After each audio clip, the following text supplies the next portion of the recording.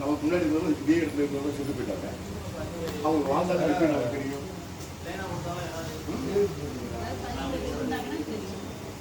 எழுதி வச்சுருந்தா கிடைக்கும். அப்போ அந்த காலத்தில் எழுதி வச்சது ஓலைச்சுவடி. ஓலைச்சுவடியுடைய வயசு 300 வயசு தான். 300 வருஷத்துக்குள்ள அந்த ஓலைச்சுவடியை தான் அதுலேயே திருப்பி மறுபதிப்பு பண்ணணும், திருப்பி இன்னொரு எழுதணும். இப்போ இன்னைக்கு நம்ம இறந்தோம்னா இந்த கண்ணாடி இது எல்லாம் உள்ளே போயிடும்.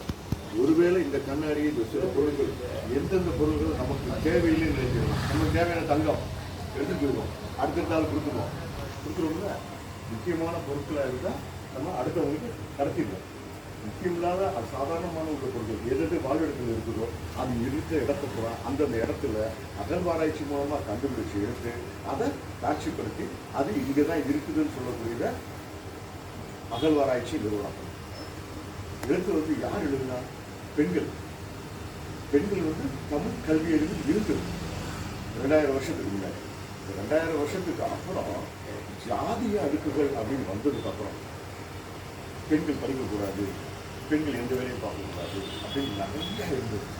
சமீப காலத்தில் அதிகமாக குரல் கொடுத்து ரொம்ப நல்லா பேசப்பட்டிருப்போம். ஒரு 4 நாள் முன்னாடி பிறந்த நாள் சொன்னோம்னா மகாகவி பாரதியார் தேடி சோறு நிறந்திருந்து பல புன்னந்து கதைகள் பேசி துன்பமிக்க உள்ளன்று வாடி செத்து போயிடணும், சாதாரண செத்து போயிடணும் அப்படின்னு கேட்பார். அவர் வந்து பெண்களுக்கு உண்டான விடுதலைகள்லாம் பேசுவார், பெண்களுக்கு உண்டான தைரியமானலாம் சொல்லுவாங்க. ஆனால் இதெல்லாம் ஏற்கனவே நமக்கு இருந்தது 2200 வருஷத்துக்கு முன்னாடி. இந்த 2000 வருஷத்தில் நம்ம அதிகமாக பேசப்பட்ட பழக்கப்பட்ட வாசிக்கப்பட்ட மொழிகளில் சமஸ்கிருதம்.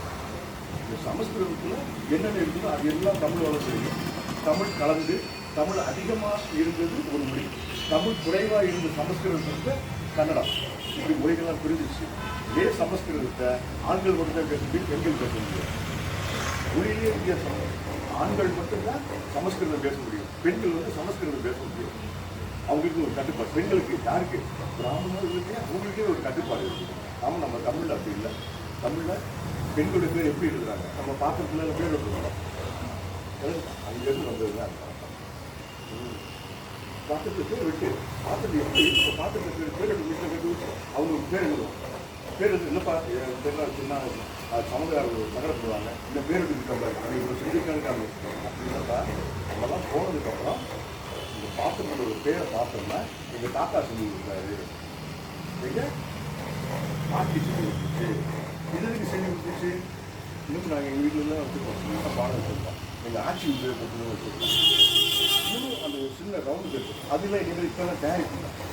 அந்த தயாரிப்பு வழக்கம் எல்லாம் மாறிடுச்சு, அந்த பொருளுடைய உபயோகமே மாறிடுச்சு. இந்த தமிழர் மொழி இருக்குங்க, அந்த வீட்டுக்கு சொல்ல செம்பு அப்புறம் வாட்டமாக இருக்கும். பித்தளையில் வச்சுருக்கிற செம்பைலாம் தனியாக இருக்கும். ஒருவேளை அதெல்லாம் புதைஞ்சி போய் கிடந்துச்சுன்னா தமிழர்கள் இருந்தாங்க அப்படின்னு வச்சுக்கோங்க. நம்ம நிலக்கோட்டை வரலாறு எப்படி சொல்ல முடியும்? நிலக்கோட்டைக்கு ஒரு வரலாறு இருக்கும்.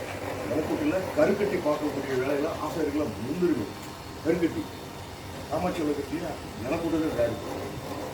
இங்கே தயார் பண்ணிட்டா 3 தான் விற்பாருங்க. நம்ம பானை வச்சுருக்கோம், பானைக்குள்ள 20 விளக்கு 50 விளக்கு சாப்பிட்டு எல்லாம் ஊருக்கும். எப்படி இப்போ காமாட்சி உலகம் எடுத்தோம் இல்லையா, அதே மாதிரி மானாக்குடி விளக்குன்னு இருக்கும். 7 ரூபா 8 ரூபா 10 ரூபா அது தயார் பண்ணி நிலக்கூட்டை தான். அவ்வளோ லைட் வைக்கலாம், அவ்வளோ லட்சணமாக கிடையாது. அதுக்கு முன்னாடி இந்த விளக்குல காமாட்சி விளக்கு சடங்கு இருக்கும், சடமாக பெருசாக இருக்கும். அதுக்கு விலை கூட வரும். இப்போ விலை குறைச்சி விளக்குல வாங்கணும்ல, விலை குறைவுக்கு யார் வாங்குவாங்க? மக்கள் யாரும் விலை கூட விடுவாங்க. ரொம்ப விருப்பப்படுறவங்க விலை கூட. அப்போ சாதாரண மக்கள் என்ன செய்வாங்க? அப்போ சாதாரண மக்கள் தானே அதிகமாக இருக்கும்.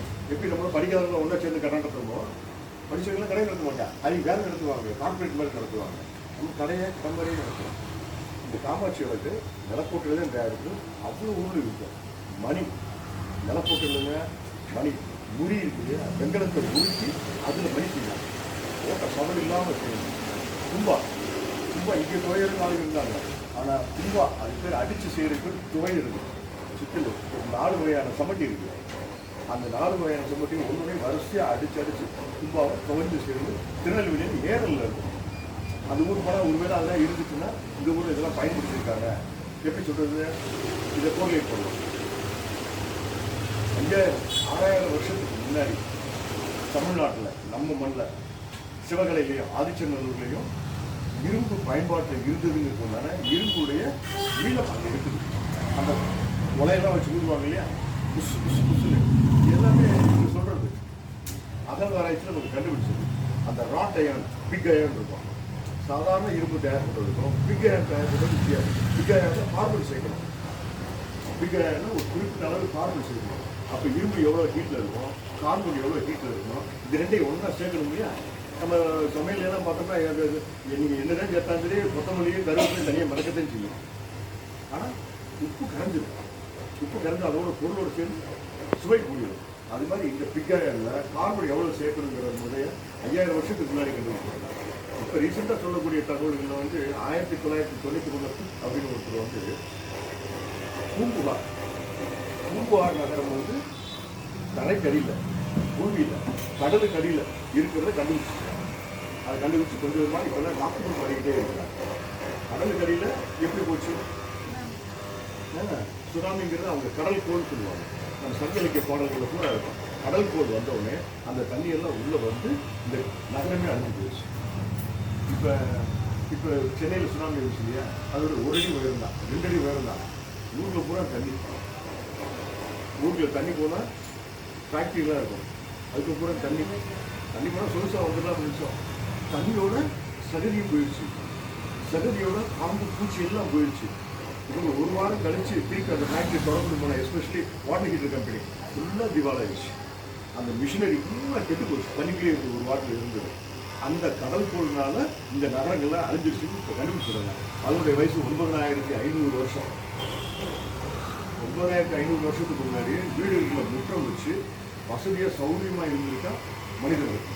அந்த மனிதர்களை சொல்றதுல அகழ்வாராய்ச்சி மூலமாக நமக்கு மக்களுக்கு சொல்றது.